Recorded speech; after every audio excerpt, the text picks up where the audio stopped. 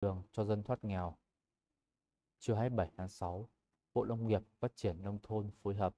Ủy ban Nhân dân tỉnh Kiên Giang tổ chức hội nghị thực trạng và định hướng phát triển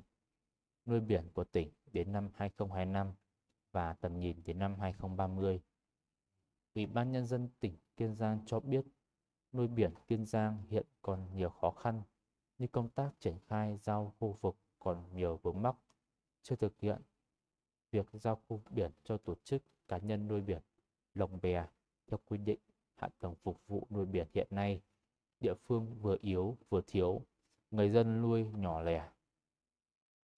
Ông Lê Quốc Anh, Bí thư Thành ủy Phú Quốc cho biết nuôi biển là con đường duy nhất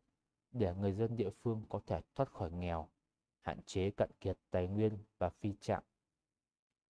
Địa phương đề xuất trong thời gian tới, Kiên Giang cần làm liền bản đồ, trong đó có tọa độ ranh giới và mạnh dạn phân cấp. Trong vùng biển Kiên Giang thì Ủy ban Nhân dân tỉnh chịu trách nhiệm để địa phương triển khai kinh tế nuôi biển bền vững. The People Committee of Kienzan Province, such as Kienzan marine farming, still has many difficulties such as the implementation of sea as a location still has many problems, and the allocation of specific sea the area of organization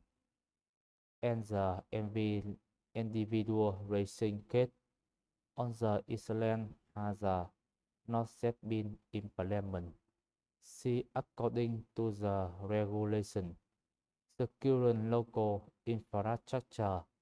for the main farming in the Putwick and the locking submit for scale farming. Ông Trần Đình Luân, Trục Cường,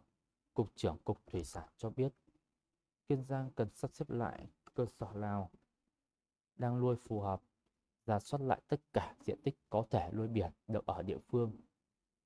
Địa phương cần có xây dựng quy chuẩn lồng bè nuôi, lựa chọn vật liệu mô hình mới. Qua đó, nuôi biển Kiên Giang sẽ đẹp lên rất nhiều với gắn liền với khai thác du lịch biển địa phương. Ông Nguyễn Thanh Nhàn, Phó Chủ tịch Ủy ban Nhân dân tỉnh Kiên Giang yêu cầu Sở Nông nghiệp và Phát triển Nông thôn tỉnh phối hợp sở ngành và địa phương liên quan cụ thể hóa quy hoạch và xác định vị trí ranh giới, tọa độ và danh mục kêu gọi đầu tư thuộc danh mục dự án nuôi biển. Sau đó, đơn vị trình Ủy ban Nhân dân tỉnh trong thời gian sớm nhất để thực hiện nuôi biển và hoàn thành vấn đề trong tháng